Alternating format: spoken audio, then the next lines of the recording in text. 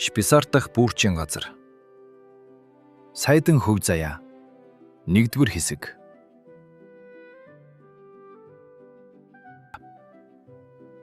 Багдадын захирагч Харун аль-Рашидийн үед Бенезар нэрт нэг ир Байсорад аж төрөн суудаг байжээ. Түүний бие ажил төрөл, арилжаа наймаа хийлгүүгээр амар жимэр, аятай тухтай байх үз хөрөнгөтэй юм санж. Тэгээд нэгэн хүүтэй болсон боловч энэ байдлаа орхисонгүй. Өдийн насандаа би ашиг хонжоо харж арилжаа наймаа хийгээд яах юм бэ? Үр болд заяасан сайдтай өөдрөг бол 1000 артан зоос илүү. Өөдгүү бол 1000 артан зоос дутуу үлдэх гэж тэрв. Хоёр хүн хооллож байгаа газар гуравдхан цаддаг гэдэг цэцэн үг байдаг тул хүү маань юугаарч дутахгүй гэж хөршиндөө ярьдаг байжээ. Хүүгээ бас худалдаа наймаа ямар нэг гар урлалд сургаагүй учир бол Бенезар хэлсэн үгээ ягштал баримталсан хэрэг.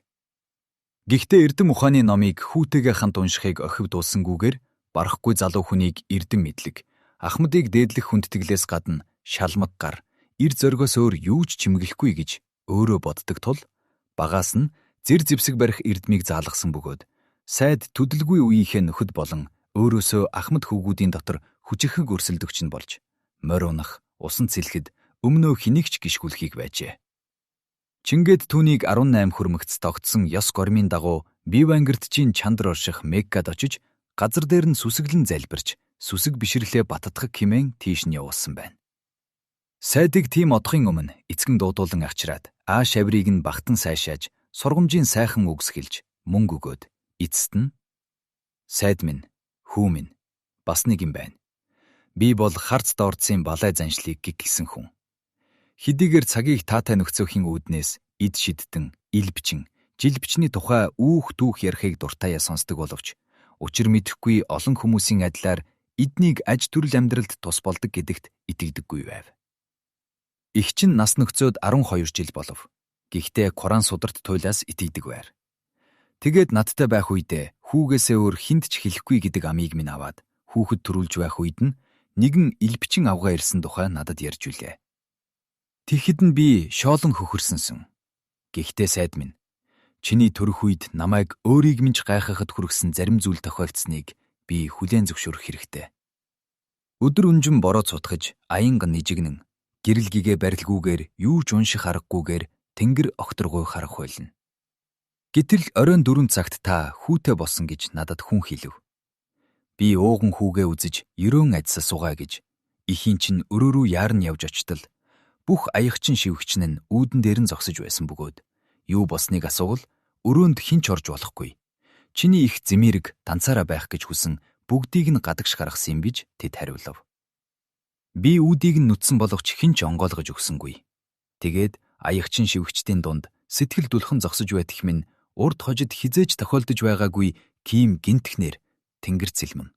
Бүхнээс гайхалтай нь зөвхөн манай хайртай хот Байсурагийн дээгүүр огторгуйн мандал цэлгэнгээгээд бүртийгч үүлгүй цэнхэртэн харин эргэн тойронд нь харлах үйл сэрчлэн цахилгаан гялалзан мушгиралдан байсан юм.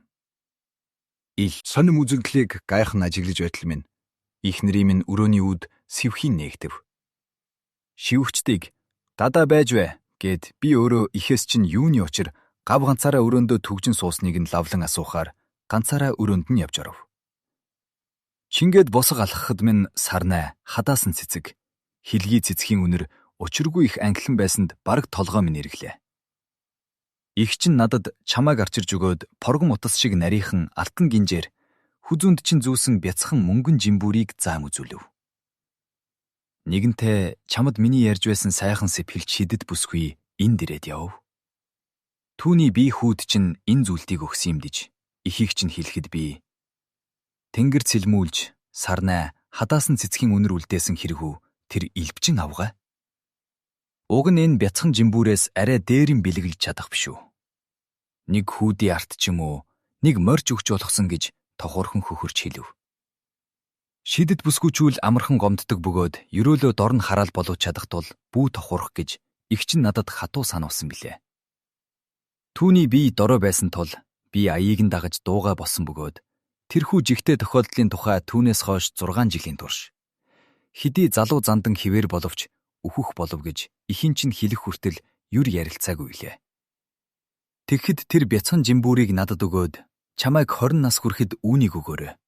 Түүнээс нааш дэрэгдээсээ ганц цагаарч болов холдуулж болохгүй гэж чандлан загсан юм. Тэгээд насаа эцэс болсон билээ.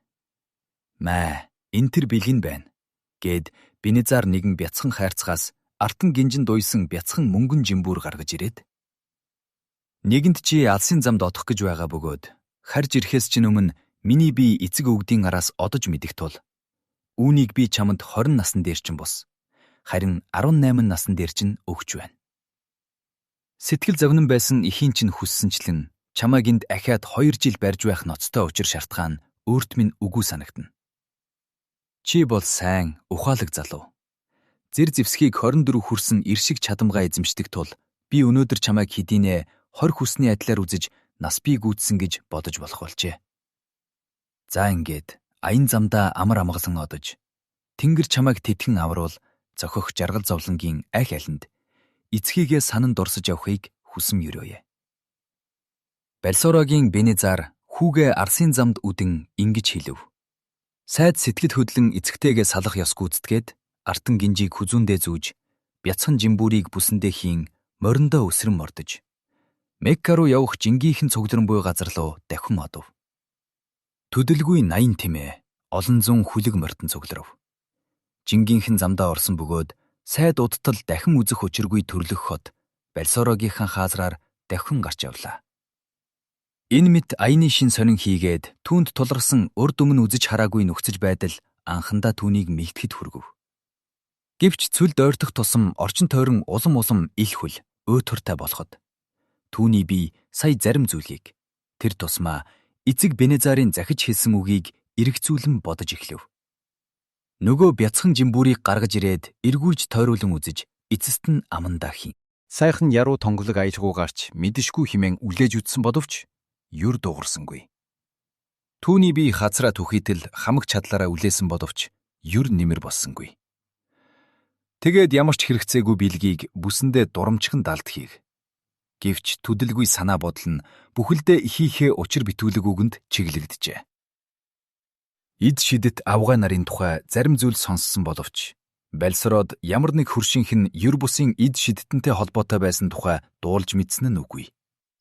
Харин энэ мэд хүмүүсийн тухай домог, ямагт алс харийн орон газар, эрт өрдийн цагт болж өнгөрснөөр хүмүүс хэлэлцдэг байлаа. Иймээс идүүгээ тэр мэд үзэгдэл үгүй болсон эс бөгөөс эд шидтнүүд хүмүүсийн хувь заяанд оролцохоо болсон гэдэгт итгэдэг байлаа. Хэдий тийм боловч ихтэй чухам юу тохиолдсны тухайлах гэж ямагт хичээн ямар нэг учир битүүлэг ер бусын зүйлийг бодох тул бүтэн өдөржин морин дээрээ мөрөөдөл болон бусдын яриа хөөрөө дуу хоор инээд нарганыг ис анзааран явна. Сайд нэн сайхан залуу бөгөөд харц нь ирэмгий зоримог уруул ам нь үзэсгэлэн төгс нас биеийн цэл залуу тул ийм насанд ховорхон тохиолдох эрхэм сайхан чанар бүх байдалд нь илэрх ажээ. Бас зэр зэвсгээ бүрэн агсан хүлэг морин дээрээ жавхаалаг бат итгэлтэй явна. Аялан явгсдын заримынх нь анхаарлыг ирэхгүй татмуй. Түүнтэй зэрэгцэн давталгах нэгэн өвгжөөр эр түүнийг ихэд таашаан энэ тэр асуултаар ухааныг нь тэнсэх гэж оролдож байлаа. Ахмадыг хүндэтрэх ёс нэвт шингэсэн сайд тухай бүрдэн даруухан боловч ухаалаг, болгоомжтой хариу хэлэх тул өвгөн түүнийг багтан явлаа. Залуу хүүгийн ухаан бодлыг өдөр үнжин ганцхан зүйл эзэндэн явсан учир эд шидтнүүдийн тухай яриа аяндаа өрнөөд. Эцэст нь сайд эд шидтэн, сайн муу санаат лус савдаг байдаг. Тэд нь хүмүүсийг дэмжин туслах хоролдог гэдэгт итгэдэг үү гэж өвгнөөс шуудхан асуув. Өвгөн сахлаа илбээд толгой дохин байснаа. Хэдийгээр миний бие анхаа савдаг авраг биед эд шидтний аль альнийг өнөөг хүртэх юр үзээгүй боловч ийм түүх байдгийг үгүйсгэх аргагүй гэв. Тэгээд залуу хүүд гайхалтай сонин түүх олныг ярьсанд түүний толгой эргэх шиг болж агаар тэнгэр хуурч. Сарнаа хэлгий цэцгийн анхлын үнэр хатан байсан зэрэг өөрийн нь төрөхөд болсон бүх зүйл үлэмжих, учир утга бүхий аз жаргалыг зөгнөсөн дохой мөн. Тэр өөрөө хүчрхэг, сайн санаат эд шидэд авгаан онцгой хамгаалалд байгаа юм байна. Нөгөө бяцхан жимбүүр бол жирийн нэг бэлгэлсэн зүйл биш. Хэрэгцээ тохиолдоход эд шидэд авгааг дуудах зэмсэг мөн гэхээс өөр юм бодсонгүй. Түүний бие шүнжин ордон шигтлэн, эд шидэд хүлэг морд, эд шидтнийг зүүдлэн үнэнхүү эд шидийн ертөнцид аялан жуурчлав. Гэвч харамсалтай нь унтаж байхдаа үдсэн зүуд, сэрүүн байхдаа мөрөөдсөн мөрөөдхийн бүгд даанч арчаагүй хоосон зүйл болохыг маргааш өдөн үзэж мэдхэд хүрчээ. Цөлийн алс, тэртээд, бараан сүүдрүүд бүрхэлсэн харагдах. Үйс жингийн цуваа өдрийн ихэнхийг ягуухан асхаагаар газар хороож амжаад, сайд аян замын өвгжөөр нүхийнхэн дэрэгдээс салаагүй явж байлаа. Зарим нь тэрхүү алсын барааг элсэн толгод гэж, зарим нь үйлс гэж гисвэсэн бодовч олонтоо айлж үтсэн өвгөн аянчин, дээрэнчин, арабчуудын бүлэг ойртон яваа нь энэ тул болгоомжлох нь чухал гэж өндөр дуугаар анхааруулв. Ирчүүлэн зэвсгээ шүүрэн авч эмэгтэйчүүд болон ачаа бараага дундаа хийн бүгд тогтгоог хүлээн байлаа. Тэрхүү бөөн хар бараа тазын дээгүүр ягуухан наашилнан бөгөөд алсын нутгийг зорьсон өрөвцийн сүрэг мэт харагдаж байлаа. Байн байсаар улам хурдлан наашилсаар салхи мэт ичимтэйгээр тулан ирж жингийн цувааг догтлохтон. Хүн жадыг нь ялан харж бараг завдсангүй билээ. Жинчин ирчүүд ирэлхэг хамгаалан тололдсон боловч дээрэмчид даруй 400 гаруй бөгөөд тэднийг тад бүрээс нь хумин дайрч олон ирсийг нь алсаас харун хөнөөгөөд дараа нь жадаа сунган догтолжээ. Ямагт тэргүүн игнэнд ирэлхэг тололдож явсан сайдад ил аимшиг тэгшинд бяцхан жимбүүр санаанд нь орсонд түүнийгээ яаран гаргаж ирээд амандаа хийн үлээвэл өчүүхэн төдийж дуугарсангүй тул дахин сэтгэл готрон далд хийв. Ийхүү харамсалтайа хуурцсандаа хилэгнэн гоёмсог хувцаараа бусдаасаа гойд ялгаран байсан нэгэн араб ирийг хараалан байж цээжийг нь нэвт харуулсанд цаадах нь найгалзан мориноосоо унав. Аллах! Залуу минь чи юу хийч гэнэ вэ? Одоо бид бүгд өнгөрсөн гэж дэрэгдэн байсан өвгөн дуу ардав. Дээрэмчид тэр ирийн унахыг үзмэгц аимшигтайа хашгиралдаж гуугзалдан машид хилэгнэн дайрч шархталгүй үрдсэн хідэн ирийг цааш харуулсан тул өвгөний хэлсэн үнэн болов. Сайд хоромхон зуурт өөрийг нь 5-6 хүн бүслэн дайрахыг үзв. Сайд жадаар нэн дадмаг тулалдан байсан тул тэдний нэгэн ч түүнд ойртож зүрхэлсэнгүй. Эцэст нь нэгэн дороо зогтсон сумаа онирж тавих гэсэнд өөр нэгэн дохиж занган болиулв. Залуу ир шин тогтолгоог няцаахаар зэхэн байтал арабчуудын нэг бугуулдан авсанд. Бугуулын сурыг тасар татсуугаа гэж хичнээн оролдовч тэр нь улам чангарсаар сайд сая баригдав. Жинг дээрэмд нь олзлон авсан бөгөөд нэг овг аймагт үл хамаарах арабчууд олзлогдсод болон бусад олзоо хувааж аваад нэг хэсэг нь өмнө зүг, нөгөө нэг хэсэг нь зүүн зүгт тус замаа хөөн адав. Сайдыг зэвсэглсэн 4 ир харгалзан давталгаж байн туйлаас хорсон занаж харах буюу хараан зүхэх ажээ. Түүний алсан хүн нь сурвалжид ир. Айгүй бол ханхүүч байсан байж мэдхийм гэдгийг ажиглаж мэдэв. Өөрт нь оногдох боолын амьдрал үхлээс ч хэцүү санагдсан тул тэр дээрэмчдийн бүлгийнхний бүгдийн хорсол хилэнг өөрийн эсрэг бадраахыг битүүдээ хүсэн явлаа. Учир нь ингэж чадвал тэдний буудалд алагдах болно гэж найдан байв. Зэвсэглсэн харгалзагчид хөдөлгөөн бүрийг нь чандлан харж эргэж харах төдийд нь жадаар хатгах гэж сүрдүүлнэ. Тэгээд нэгэн удаа тэдний нэгнийх нь морь бүдрэх зуурт яаран эргэж харахтаа хэдийнэ үхсэн гэж бодож байсан өөрийн аян замын нөхөр өвгөнийг олж үзээд баярлах сэтгэл төрөв. Явсаар сая алсад модод асар майхны бараа олж харав. Тэгээд ойртон очвол бөөн хүүхэд авгаа нар өмөрнөөс нь багшран гарч ирлээ. Тэдэн дээрэмчидтэй ганц 2 үг солигүй үгүй юу аимшигтай ихээр өөлөн бархиралдаж бүгд сайдын зүг хилан хараад түүний эсрэг гар далайн зүхэн. Тэр энэ байна. Хамгийн ирэхэг ир авгаа их алман сорыг алсан хүн энэ байна. Энэ үхэх ёстой. Бид үүний махыг цөлийн цөөх чонын хоол болгон хайж өгнө гэж. Хашгиралдаад мод, чулуу, юр гартаа таарлцсан бүхнийг барин сайдын зүг нэн сүртэй дайрцгаасанд дээрэмчид өөрсдөө тэднийг номхруулахад хүрв. Багчуудаа, авгаа хүүхнүүдээ та нар зайлцгаа. Энэ ир авгаа их алман сорыг тулалдаан даасан бөгөөд үхэх нь зүй ясны хэрэг. Гэхдээ авгаа нарын гарт бус эрэлхэг ирийн нэлдэнд хөнөөгдөх ёстой гэж тэд өндөр дуугаар хэлээд жадаар түрэн шавсан улныг хөөн тарав. Тэгээд асар майхнуудын дундах нэгэн чөлөөнд ирмэгц сая морины амийг татан зогсцоов. Оцлогдөгсдийг хоёр-хоёроор нь хүлж дээрэмдсэн зүйлсээ майхнуудад оруулцгаалаа. Сайдыг харин ганцаарыг нь хүлэн нэгэн том майханд оруулав. Тэнд гоёмсог хувцалсан өвгөн сууж байсан бөгөөд байдал төлвийг нь үзвэл эл бүлгийн тэргүүлэгч гэдэг нь илтээжээ. Сайдыг авч орсон эрчүүл түүний өмнө уй гашуутаагаар толгой бүхийлэн явж очив. Авгай хүүхнүүдийн уйлан орилооноос би юу болсныг мэдсэн. Та нарын байдал үүнийг батлав. Алман сор хөнөөгдөжээ гэж тэр эрхэмсэг ир дээрэмчдийг ээлжлэн харах зураа өгүүлв. Алман сор хөнөөгдсөн. Гэхдээ цөлийн захирагч Сэлин түүнийг хөнөөсөн хүн энэ байна.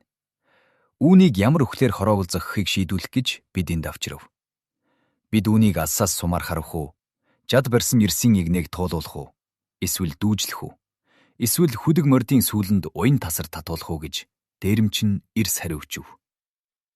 Чи хэн гэдэг хүн бэ? Гэж Сэлэм үхэхэд бэлхэн арч өмнө нь ирэмгий зогсох олзлогдсон залууг баргал царайлан харж асуув. Сайд түүний асуултанд товч тодорхой хариу хэлв. Чи хүүгмэн гиндүүлж хөнөөсөн үү? Чи түүнийг араас нь сумаар харваж жадаар хатгаж алсан уу?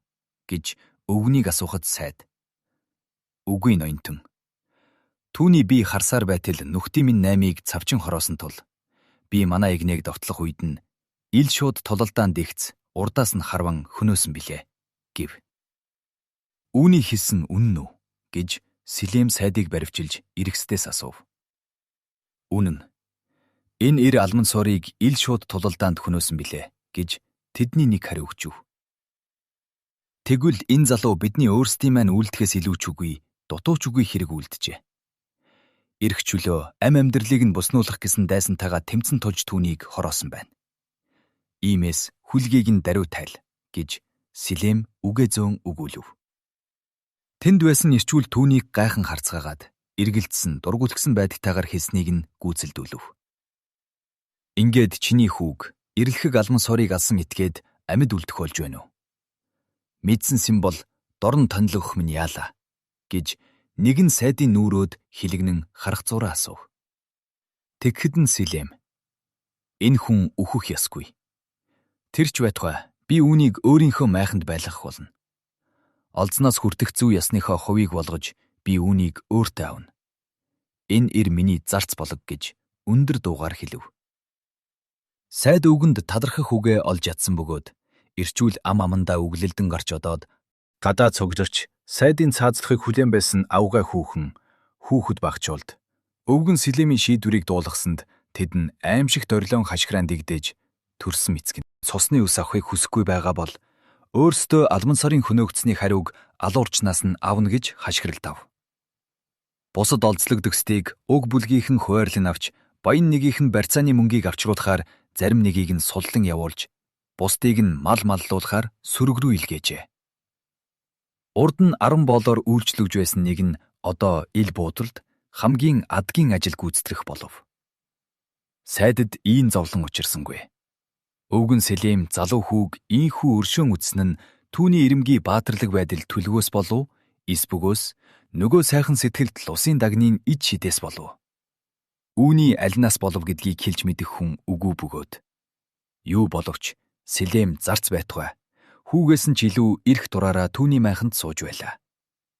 Гэвч өвгөний үл ойлгогдох ивэл халамж нь бусад зарц нарын зүгээс түүнд дайсагнах сэтгэлийг бадраав.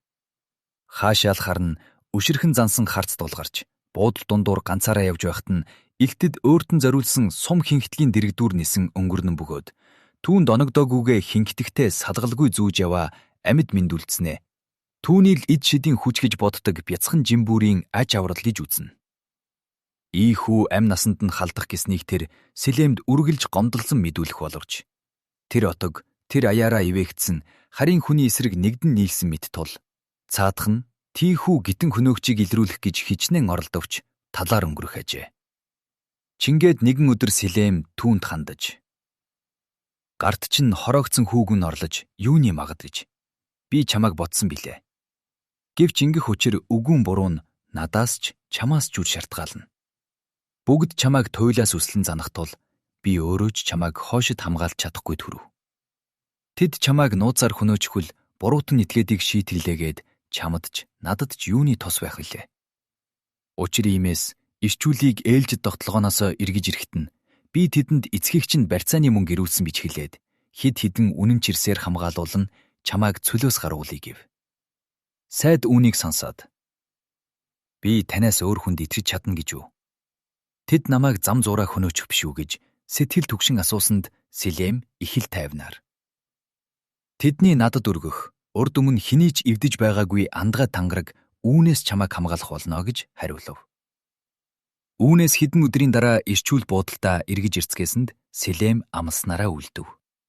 Түүний бие залуу хүүд зэр зэвсэг, хувцас, хүлэг морь бэлэглэн дайчин гэрсээ цоглуулж сайдыг дагардуулан явуулах 5 нэрийг шилэн аваад түүнийг алах бодол үгүй гэсэн нэн сүртэй тангараг өргүүлэн нулин сунган байж үдэн мордуулав. Тэр 5 нэр сайдын хамт үг дуугүй баргал царайлан цөлийн дундуур довтолгов. Тэд өвгний өгсөн үүрэг даалгаврыг тун дургүй гүйцэтгэж явааг сайд мэдэж байсан бөгөөд тэдний хоёр нь алан сорын алагдсан тулалдаанд оролцсон нь түүний сэтгэлийг баггүй зовоож байлаа. Чингээд 8 цаг хэртээ явсны эцэст тэд өөр хоорондоо шимнэлдэн байгааг сайд сонсож тэдний байдал төлөв урд өмнөхөөсөө бүр ч илүү дүнсгэр болсныг ажиглав. Тэгээд ихэд хичээн чагнасны эцэст тэд зөвхөн ил отлынхны хэлэгцдэг. Тэгтээ үлэмж нууц буюу аюултай ажил явууллууд хэрэгэлдэг яриагаар ярьж буйг нь мэдэв. Залуу хүүг дэрэгдээ үргэлж байлгах бодогтой байсан Силем түүнд ил нууцлаг үг хэллэгийг заан сургах гэж зарим үес оролддог байлаа. Гэвч одоо олж сонссон зүйл нь юр баярлууштай юм байсангүй. Энэ нөгөө газар шүү дээ. Энд бид жингийн цувааг тогтолж, энд хамгийн эрэлхэг ир нэг бяцхан жаалын гарт өртөж үргэцсэн юм гэж нэг нь хэлсэнд салхи түүний хөллийн мөрийг үлээн арилгажээ. Гэвч түүнийг юр мартаагүй байна гэж нөгөө нэг нь хэлбэл. Гэтэл өөрийн гараар түүнийг хороосон итгээд амьд мэнд үлдээд эрх чөлөөтэй явах болж байгаа нь бидний хувьд ичгүүртэй хэрэг өсөө. Цорын ганц хүүгийнхээ хороогдсны үсийг авдаггүй эцэг байдаг гэж юр дуулсан уу? Силем өвгөрч хүүхэн зантай болжээ гэж гуравдах нь өгүүлбэл. Эцэн тоохгүй өнгөрлөө гэхэд хөнөөгдсөн нөхрийнхөө өшөөг авах нь нөхрийн яс билээ.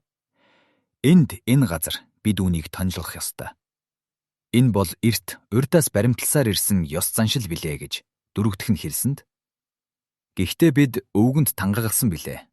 Бид үүнийг алж болохгүй. Өргөсөн тангаргаа бид эвдэх ёсгүй гэж тавтах нь өндөр дуугаар хэлв.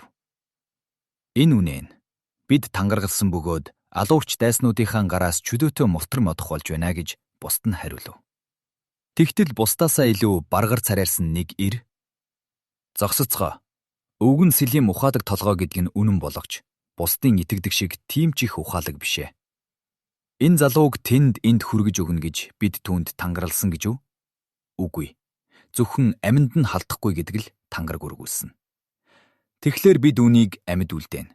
Гэхдээ төөнөх нар цөөвөр чонын хурц шүд бидний өшөөг гүйцэн авах болно. Энд яг энэ газар үүнийг хүлээд орхичээ гэж хашгиран хэлв. Дээрэмчин ир ийн өгүүлсэн бөгөөд хэдэн хувийн өмнөөс сайд туйлын анхаарахтай явсан тул тэр ирийг үгийнхээ сүүгчийг хэлж дуусвуу үгүй юу морьныхаа амийг хажуу тийш эргүүлэн ухсгэж талын дээгүүр шуу мэт хурднаар довтлон адав. 5 ир хоромхон зуурт гайхан зогтолсон боловч энэ мэт зүйлийг үзэж дассан тэд хоёр хэсэг болон баруун зүүн талаар нь амдан хөөж гарлаа. Цөлд мориор давхих арга барихыг илүү мэдэх тул тэдний хоёр нь даруй сайдыг гүйцэж төрүүлээд урдаас нь эргэв.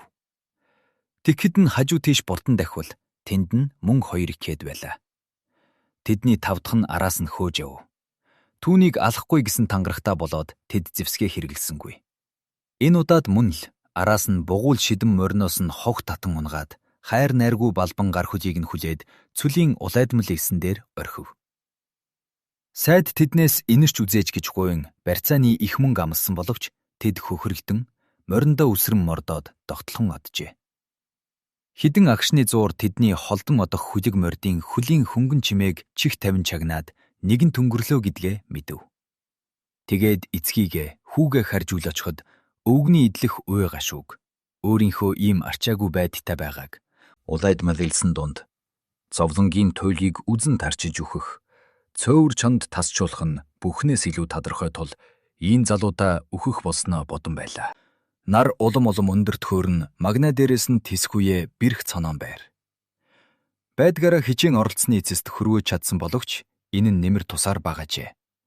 Ийхүү тэлчхэн байх үес гинжээр оосорлон хүзүүндээ зүүсэн бяцхан жимбүр өврөөс нь гарсан байлаа.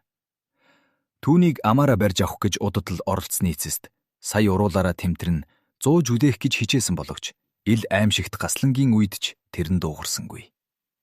Тэгээд гайхаш тасран альва орогдлогоо орхисон бөгөөд тийм байсаар төөнөх наранд ухаан балгартан илий балай болов. Олон цаг өнгөрсний эцэст дэрвдээ гарах чимээтэй сайд сэргэжээ. Тэгмэгц мөрийг нь ямар нэг юм агдлан барьж буйг мэдрээд өөрийг нь тасч мэдхээр цөөвөр чон ирснээс зайлахгүй гэж бат итгэсэн тул бачимдан хаширв. Бас хөлдөн хүрхийг мэдээд энэ нь аратан амтны савар биш, харин өөрийнх нь биед болгоомжтой хүрэх хүний гар бөгөөд тэр хүн өөр хоёр уран хүнтэй хилэлцэн байгааг мэдв. Амьд байна. Биднийг дайсан гэж бодож байна гэж тэд шивгнэлдэх ажээ. Сайд нүдэ нээж гарвал жижиггэн нүд, урт сахалтай намхан бүдүүн ирийн царай, дээрээс нь бүхийн байгааг олж үзв. Тэр нь түүнд найрсаг үг хилэн өндийхтэн туслаад хоол унд өгч, хооллож ундлан тэнхэл тамраас илбэж байх зуурна. Багдад хотоос яваа Калун Бек гэдэг худалдаачин эмэгтэйчүүдийн толгоон агчуур нимгэн гивлүүсэлд наймаалдаг гэдгээ ярив. Түүний бие худалдаа наймааны ажлаар аялан яваад одоо орон гэрийн зүг харих замдаа ороод явж байтлаа сайдыг элсэн дунд үхэхийн наагны үлээ үзэж байхтай нь тааралцсан ажээ. Үнтэй цайтай хувцас, хутхныг гэрэл сасруулсан чулуун шигтгээ зэрэг нь түүний анхаарлыг татсан гин. Түүнийг сэргээх гэж зүйл бүрээр оролцсон нь үр дүнд хүргэв гэж ярив. Залуу хүн энэ хүнтэй уулзраагүй бол хөр хилэлтэйгээр өгөх нь тодорхой байсан тул ам аварсанд нь талархаад цүлийн дундуур явган туулах арга хэрэгсэл хүсэл зориг нэгэнд үгүй өчр худалдаачин эрийн их ачаатай тэмээний нэгэнд дуртаяа дайгдан юуны өмнө эдний хамт Багдад хүрээд дараа нь Бальсораа руу явах аянчин жинчинтэй нэгдэн нийлж болох юм гэж шийдэв. Зам зуура тэр худалдаачин аян замынхаа нөхөрт шүтлэгтээ олонний гарамгаа захирагч Харун аль Рашидийн тухай ярьж өгчээ. Түүний шударга зан, хурц ухааны тухай, гайхалтай хэрэг явдлыг хичнээн амар хялбар гайхамшигтай аргаар зохицуулан шийддгийг нь болон бас хүүхэд бүхэн мэддэг боловч сайдын гайхшийг машид төрүүлсэн татлагчны түүх, Чидүүний тостой самны түүхийг ярьж өгчээ. Шүтлэгтэн олныг захирагч манай эзэн бол тун гайхалтай хүн. Түүнийг бусад ерийн улсын адил унддаг гэж бодвол тун их хиндүүрэл болно. Үүр цайх үеийн 2-3 цаг л түүнд хангалттай. Түүний тэргүүн бойда меса урн миний үеэх тул би үүнийг мэдхийгүй яах вэ? Хэдийгээр эзнийхээ нууцад хамаатай зүйлийн талаар булж бунхан мэд дуугүй байдаг хүн боловч хэн нэгэн сониучаасаа болж ухаан алдах дөхөж байгааг үзээд сайн төрлийн холбоогоо бодож үе санаа авах хэм хэгчигт юм. Халиф маань бусад улсын адил унтахын оронд шөнөөр Багдадын гудамжаар хэрэн хисдэг юм. Ямар нэг адал явдалтай учрахгүйгээр өнгөрөх 7 хоног ховорхон. Түүний бие хүсвэл өөрийн дураар гялцал буусан хүлэг морь унаж бараа бологчдоо дагуулан 100 бамбар баригчдаар хүрээлүүлэн одож болох боловч юр ингэдэггүй. Заримдаа худалдаачин, бас заримдаа далайчин. Тэгснээ цэрэг мэрэгэн шүүгчийн байдлаар хувцаслан бүх зүйл зүү зогсоороо байгаа эсхийг үзэхээр данцаараа энэ тэрийг ажиглан явдаг нь Вивангертчийн үг мэт үнэн гэдгийг та Чидүүний тостой Бортогооны түүхээс мэдвэл зохино. Иймээс зам зурд тааралдах тэмэг молгуу амьтадтай Багдадад харилцраадаг шиг тийм найрсгаар өөр ямар ч хотод харилцдаггүй үлээ. Учир нь халиф өөрөө цөлөөс ирсэн балиар заваан арабын дүрээр явж байж болзошгүй бөгөөд Багдадын доторх болон тэр хавийн бүх хүнийг жагсаан тарааж өгөхөд хүрэгцэх төвөн байдгаас тэр болоо. Худалдаачин ир ингэж ярьсан бөгөөд эцэгтэйгээ учран золгохын хүслэн болон шаналж явсан сайд тэрхүү алдарт сууд Харун аль Рашид болон Багдад хотыг үзэн гэхээс баярлав. 10 өдрийн дараа тэд Багдадад ирсэнд сайд тэр үедээ эд дээд зэрэгтэй цэцэглэж байсан ил хотын сүр жохлон үзээд гайхан шагшрав.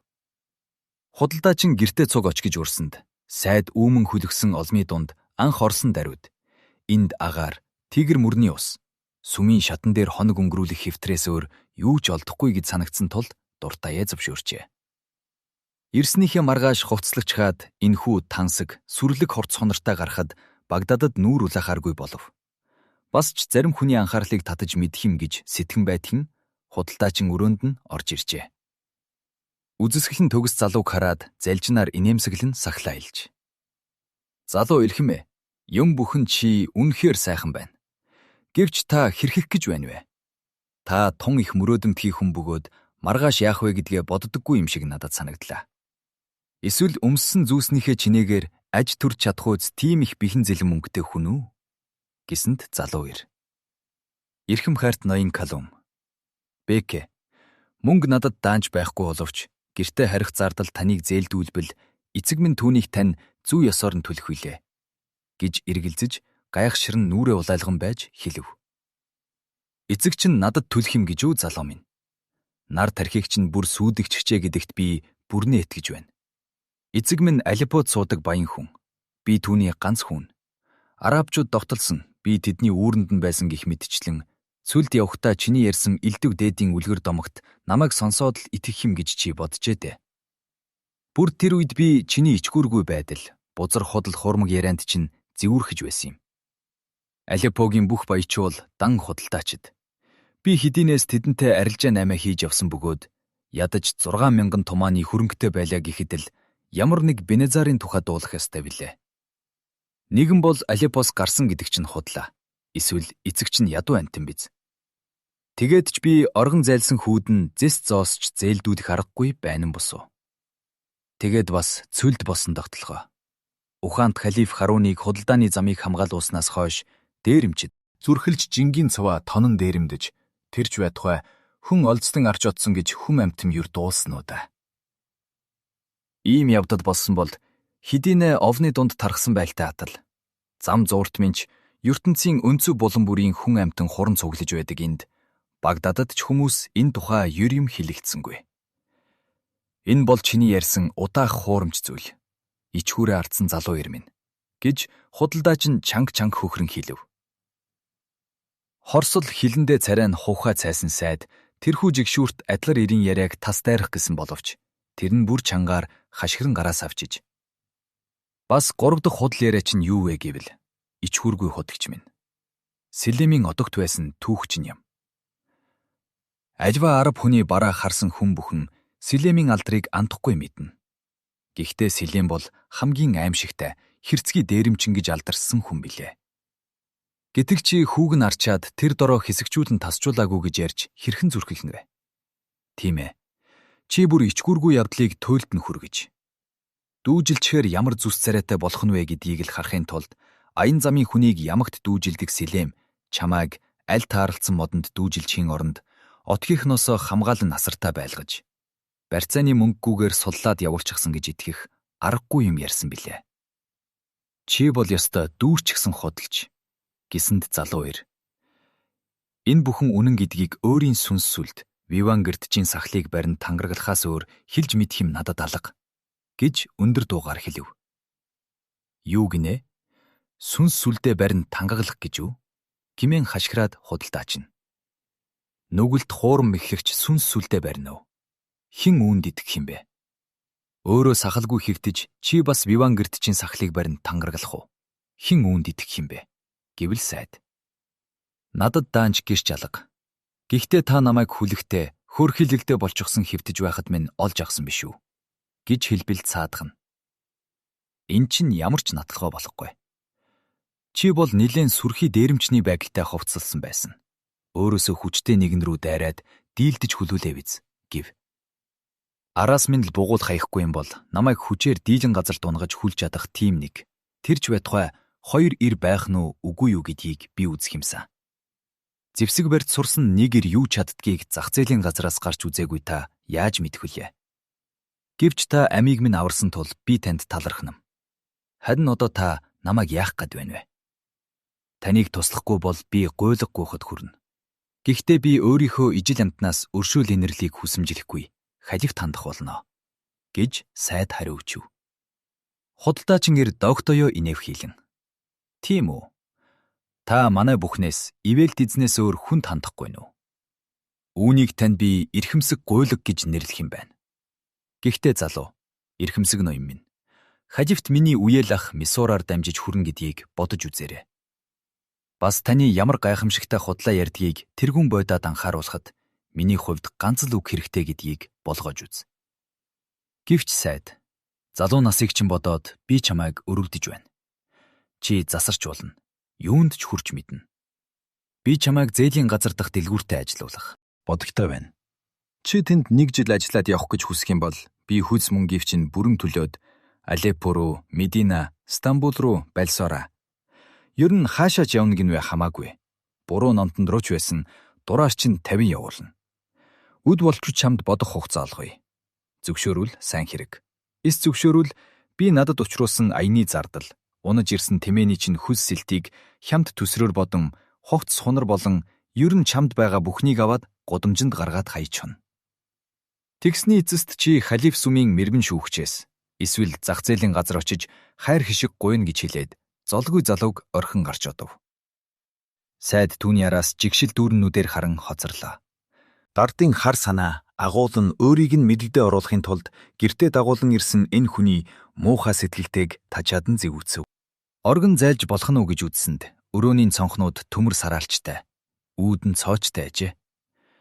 Удтал санаа сэтгэл нь оймрон байсны эцэст юуны өмнө ил худалдаачны шаардлагыг зөвшөөрөн дэлгүүрт нь ажиллая гэж шийдэв. Оргон зайллаа ч гэсэн мөнгөгүйгээр Алеппо хүрч чадахгүй тул үүнээс дээр шийдвгүй юм гэж бодов. Гэхдээ боломж олдсон даруйд халифаас ивэн хамгаалахыг хүсэх болно гэж сэтгэжээ. Дараа өдөр нь Калумбек шин зарцаа зээлийн газар дахь дэлгүүртээ дагуулж очив. Тэгээд сайдад өөрийн зардаг бүхэл алчуур, хавтаг, гивлүүр болон бусад бараагаа үзүүлээд түүний гүйцэтгэх тусгай үргийг хэлж өгөв. Энэ нь сайд дайчин эрийн өмсгөл, зүйлтэй бүгдийг тайлж, худалдаачны зарцын маягаар хувцлаад нэг гартаа алчуур, нөгөө гартаа нэн тансаг гивлүүр барин дэлгүүрийн үүдэн зогсоод дэрэгдүүрээ өнгөрөх ирчүүл болон эмэгтэйчүүдэд бараагаа үзүүлж, үнийг нь хэлэн хүмүүсийг наймаа хийхийг урахад оршиж байлаа. Юуны учир Калумбек өөрийг нь энэ ажилд томилж байгааг сайд сая ухаарахтайгаа болов. Калум өөрөө атгар биетэй, зэвүүцэн жигшин муухай өвгөн тул өөрөө тийхүү дэлгүүрийнхээ үүдэн зогсоод худалдан авахчдыг өрн залхат нь хажуугийн нь дэлгүүр мухтгуудын зарим эзэд болон бас замаар яваа хүмүүсийн зарим нь хочлон шоолж хүүхдүүд илэглэн авгай хүүхнүүд түүнийг мануухай гисгэн. Гэтэл ёс зүйгээр нь худалдан авахчдыг өрн залж алчуур хавтаг гивлүүрийг эвлэг намтай барин зогсох залуу гоолыг сайдыг хүмүүс шохорхон харах үлгөө. Сайдыг үүдэн зогсдог болсноос хойш зээлийн газар худалдан авахчдын тоо нэмэгдсэнийг үзээд Калумбек залуу эрд найрсаг ханд нь түүнийг өмнөхөөсөө илүү сайн хооллох болж улам гоё ганган намлаг хувцдахыг боддог болов. Гэвч эзнийх нь ил ээлдэг хандлагын ийм илрэл түүний сэтгэлийг юр хүндсэнгүй. Зөвхөн төрлөх ходдоо эргэж харих сайн арга замыг бүхэл өдөржин тэр ч байтугай унтах нойрон дундаа ирэлхийлэн самгалзах хүлгөө. Нэгэн өдөр дэлгүүрээс нь хүмүүс маш их зүйл худалдаж авсан тул боодлын барааг худалдан авахчдын гэрт хүргэж өгдөг бүх зарцнаар тал тийшээ одоцгоосон байлаа. Тэгтэл нэг авгай уг дэлгүүрт орж нилээд зүйл худалдаж аваад шан авч барааг гэрт хүргэж өгөх хүн өг гэж шаардав. Хагас цагийн дараа би бүгдийг нь хүргүүлнэ. Тэр болтол та тэсэж байдаг юм уу?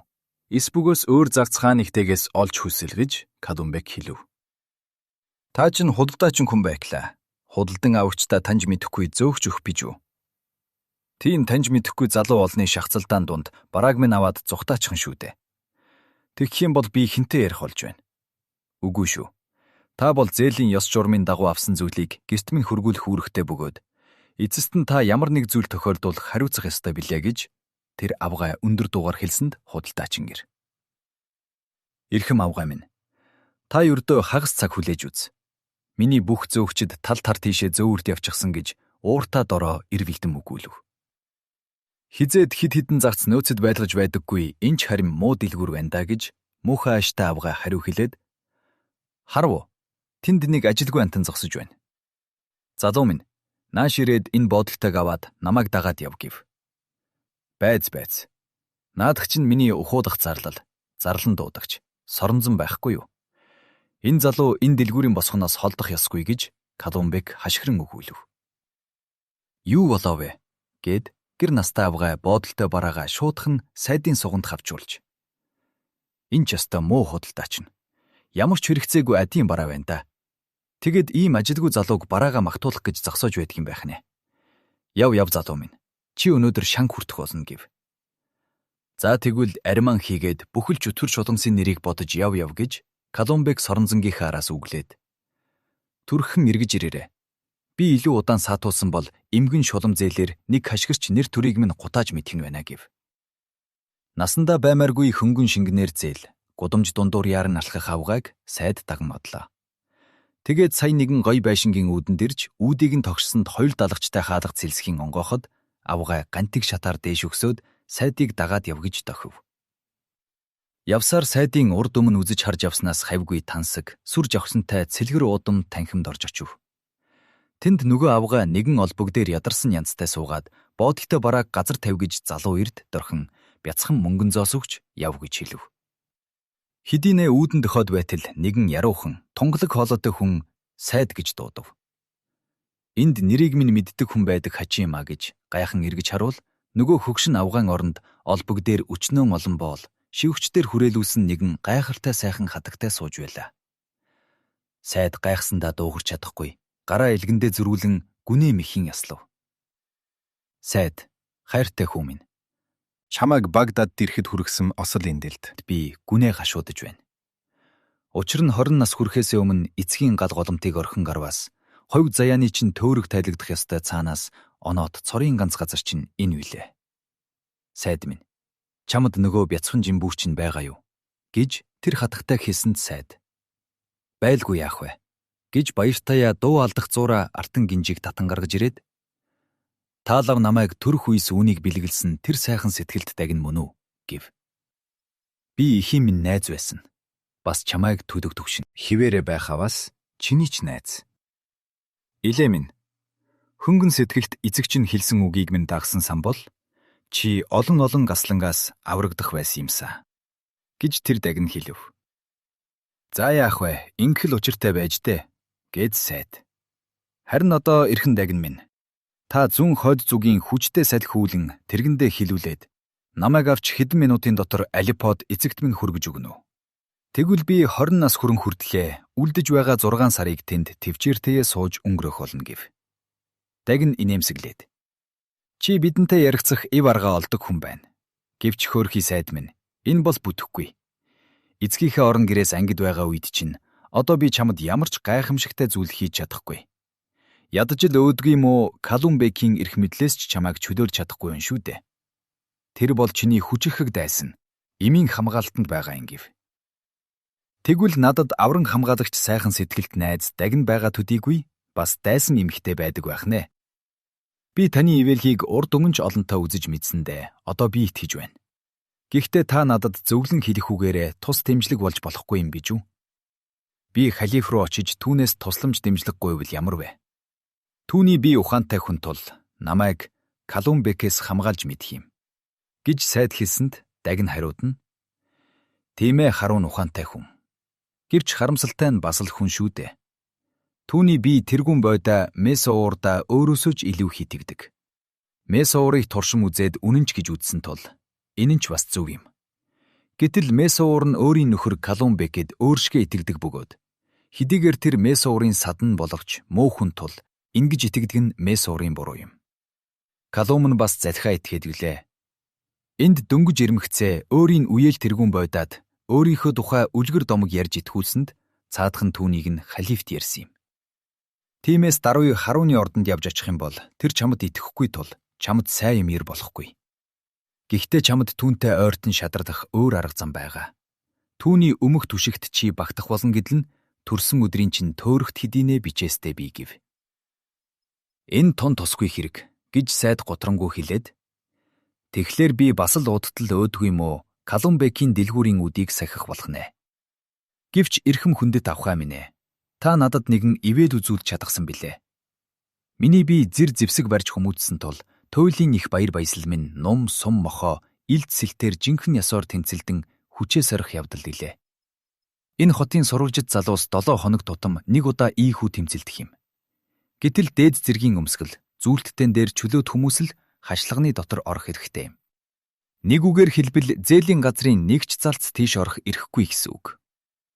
Та намайг 7 хоног бүрд нэг удаа морь, хувцас, зэр зэвсэг өгч, өөрийн минь царай зүсийг хүн тийм амар танихгүйгээр болгоул хэмээн үгээ гүйцэд хийж амжаагүй байтал дагна. Энэ бол удам сайд залуу хүний хэлж болох хүсэл даруй мөн. Ихийн чинь эцэг Сирийн нутгийн хамгийн эрлэхэг ир байсан бөгөөд түүний ухаан чамд удамшин шингэсэн бололтой байна. Энэ байшинг сайн ажиглаж ав. 7 хоног бүрийн эцсээр чи энд илж бай. Чамааг морьтой 2 гоцгоо, морь, бас зэвсэг, хувцс, хэний ч нүдэнд чамааг танигдахгүй болгох нүүр угаах ус бэлхнээ хүдээж байх болно. За сайд минь, сайн сууж байгаарай. Одоо яаж үз ухаалаг, ажилсаг хичээнгүй байгаарай. 6 сарын дараа бяцхан жимбүүч нь дуурах бөгөөд зүлэмгийн чихэнд тэр дуу сонсдох болно гэв. Залуу хүү гайхалтай ивент итгэгчдээ баярлаж талархснаа илэрхийлж, гүнээ хүндэтгэн салах яс үлдээд гарч, уг байшин гудамжийг сайтар тогтоон авсны эцэст сая зээлийн зүг эргэж явав.